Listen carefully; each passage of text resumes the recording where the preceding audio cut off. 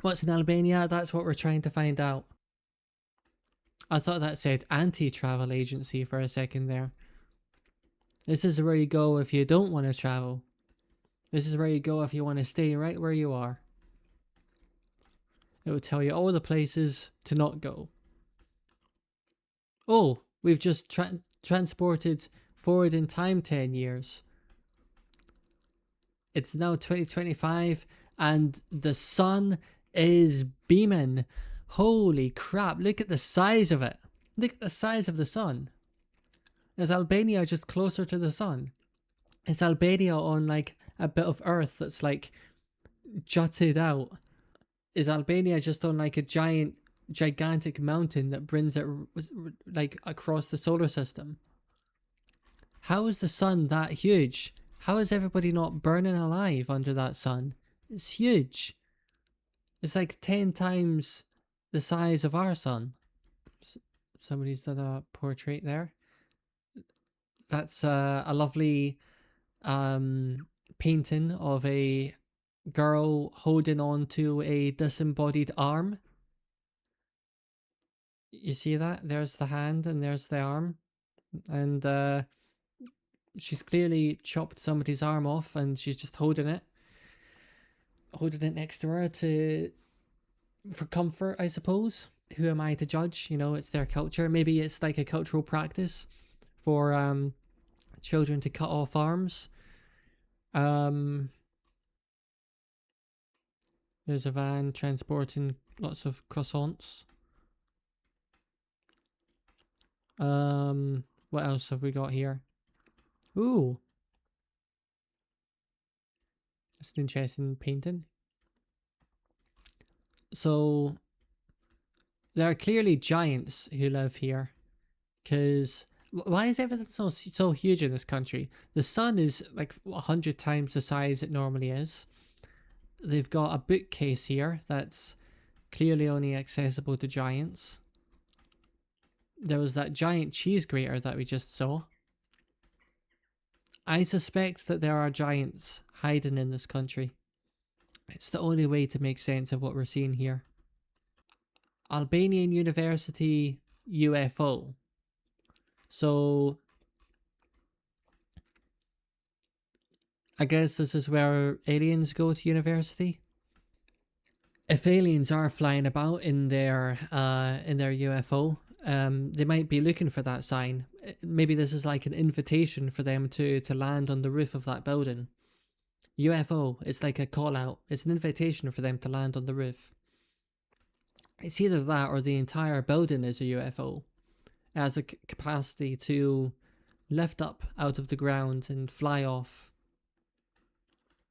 Maybe the aliens are the giants. That would explain a lot. That's an interesting building. It seems like the top third of it just needs to be rotated like 90 degrees. It's an understandable mistake to make. Yeah, they just need to. I hope somebody tells them that. So they need to just like pick up that top third and turn it around 90 degrees, because that does not look stable. That's an issue. Elage Construction. I mean, they're just across the road, so I assume that's their doing. Looks like they're making a building there. It looks like they're almost done with it. They just need to stick in the windows. You could also turn that into a grated cheese factory. All you need to do is transport giant blocks of cheese and then use that crane to move the blocks of cheese up and down very fast. And you'll create more grated cheese than you could ever eat in a lifetime. This could be there. This is a missed opportunity here. They could have become the grated cheese capital of Europe. And you know, that's a very esteemed position. That would be a very esteemed title to hold.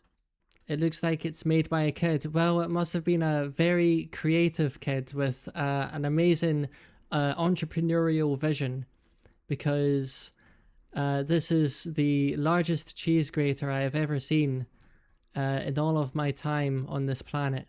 And I assume that's what it was used for. If not, then it's a tragic missed opportunity. I suppose it's either that or they forgot to put the windows into the building, which I suppose isn't the worst thing in the world. You know, as long as you've got walls, ceilings, and a floor, I suppose that's the main thing. Windows are kind of an extra if you think about it. They stop you from falling out. You might get a lot of bees and wasps flying in. But you're also getting a lot of fresh air. So, you know, I'm going to be charitable and give them the benefit of the doubt and I assume that this was entirely intentional.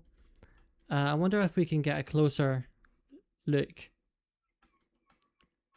This was in 2016, by the way. The street view has not been updated since, so I assume it's further progressed now. We're in 2025 now. Now we're back to 2016. This is one of the remarkable things about Albania. You can transport through time just by walking down the street. Like it says up there, this is 2016. But there are certain spots where you will be thrust forward in time. It's remarkable. Okay, here's a nice close view of it. I don't know. I suppose it could do with a bit of paint. Oh, look at this. We're in 2024 now. We've just jumped forward 8 years. And look at how it looks now. Wow. Look at all of that color. So they've decided to keep the holes. That's interesting. I still think they should have turned it into a giant cheese grater. They could have used this structure to create more grated cheese than they could ever wish. They could have fed the entire country with grated cheese. They wouldn't have to produce any other food. They wouldn't have to. It would completely replace their agricultural sector. They wouldn't have to do anything else. The entire country could have lived off of grated cheese. But who knows? Maybe there is more interesting stuff going on within those walls. Maybe there are researchers sitting in that building trying to figure out even better things to do. That's an interesting building. What's that? That's an Orthodox Cathedral of Resurrection.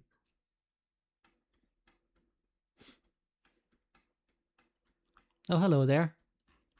It's the man himself. He doesn't look terribly happy.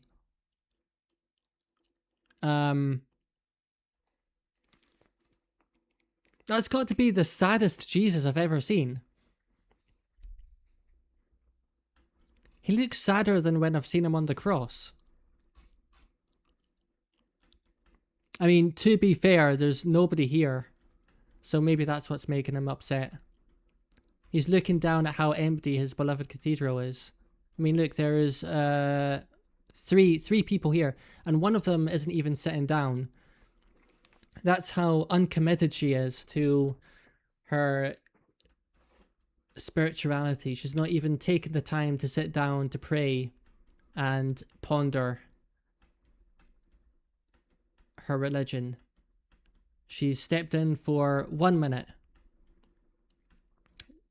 She's standing by the door because she doesn't want to spend more than 60 seconds thinking about Christianity.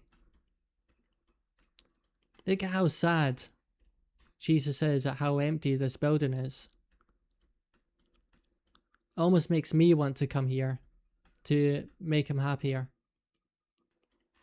Whoa, there are ghosts. Well, I mean, to be fair, this is the Orthodox Cathedral of Resurrection. So these must be coming here to be resurrected. I mean, if there's somewhere to find ghosts, I suppose it would be the Cathedral of Resurrection. This is the place to be resurrected. So there are ghosts piling through the doorway.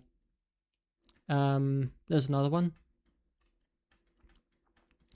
Queuing up to be resurrected. Maybe that's why the place looks so empty. Because it's actually not. Because there's a ghost sitting in every single one of these chairs.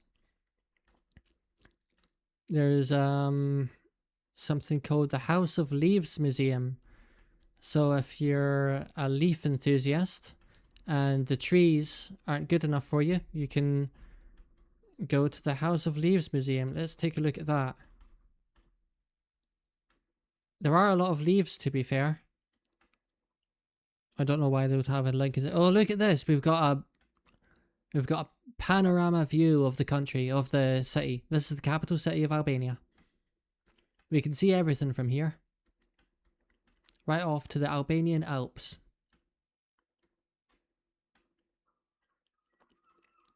Look at how bare the trees are. They've been stripped of all of their leaves by the people who run the Leaf Museum. They've gone around the whole city, stripped all the trees of all of their leaves to bring them to the Leaf Museum.